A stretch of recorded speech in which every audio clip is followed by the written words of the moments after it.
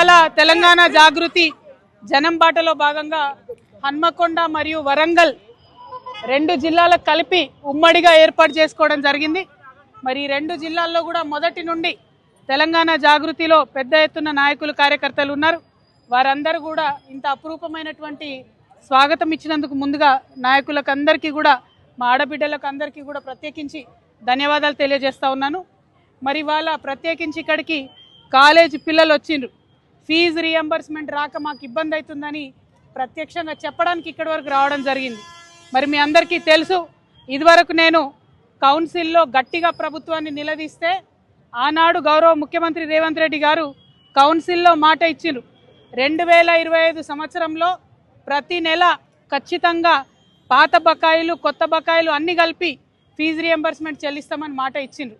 కానీ నిన్న ముఖ్యమంత్రి రేవంత్ రెడ్డి గారు మాట్లాడిన తీరు చూస్తూ ఉంటే వీధి రౌడీలు కూడా సిగ్గుపడేటట్టుగా మాట్లాడారు.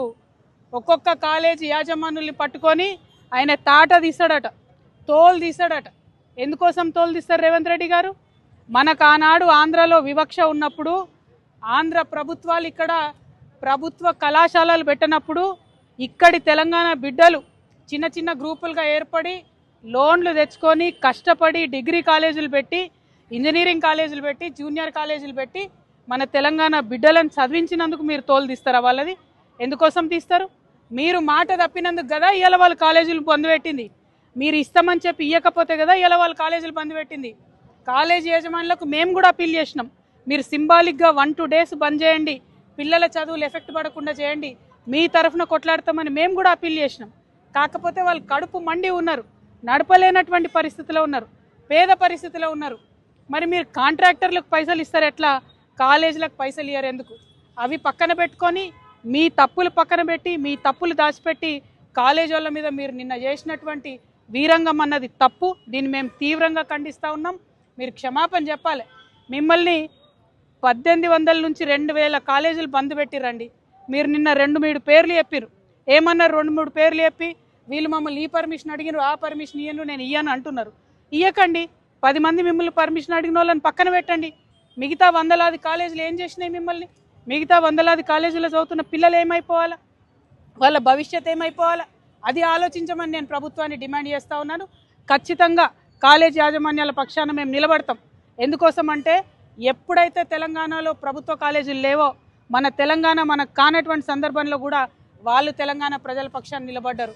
ఇవాళ ఫీ రీఎంబర్స్మెంట్ అంటే పేద పిల్లల కోసమే, వేరే వాళ్ళ కోసం కాదు. మీరు మాట తప్పి యజమానులను అట్లా మాట్లాడడం చాలా చాలా దారుణం. మేము దాన్ని తీవ్రంగా ఖండిస్తున్నాం. ఎట్ ద సేమ్ టైం నిన్న మీరు డబ్బులు ఇచ్చిన వెంటనే వాళ్ళు మళ్ళీ కాలేజీలు మొదలుపెట్టారు. మేము కాలేజ్ యాజమాన్యాలను కూడా రిక్వెస్ట్ చేస్తూ ఉన్నాం, ఏదైతే టైం పోయిందో పిల్లలకు సరిగ్గా దయచేసి చదువు చెప్పండి, పిల్లల మీద వివక్ష చూపించకండి. అవసరం అనుకుంటే మీ పక్షాన మేము పోరాటం చేస్తాం. అదేవిధంగా ఇవాళ వరంగల్లో, ఉమ్మడి వరంగల్ హన్మకొండ జిల్లాల్లో అనేకమైన సమస్యలు ఉన్నాయి. ఈ 2 రోజులు మేము ఇక్కడే ఉండబోతా ఉన్నాం. జాగృతి జనం బాట పేరుతోని అన్ని నియోజకవర్గాలు 5 నియోజకవర్గాలని కూడా తిరిగి పరిశీలన చేస్తాం. ఇక్కడ ఉండేటటువంటి సమస్యల మీద ప్రభుత్వం యొక్క దృష్టిని ఆకర్షించి వాటిని పరిష్కరించడానికి మా వంతు ప్రయత్నం చేస్తాం. అనేకమైన విషయాలు ఉన్నాయి, అవన్నీ కూడా 2 రోజుల పర్యటనలో పత్రికా మిత్రులందరితో కూడా షేర్ చేసుకుంటాం. మళ్ళొకసారి ముఖ్యమంత్రి గారు తన వీధి రౌడీలాగా మాట్లాడేటటువంటి భాషను మార్చుకోవాలని డిమాండ్ చేస్తూ ఉన్నాం. Thank you. జై తెలంగాణ.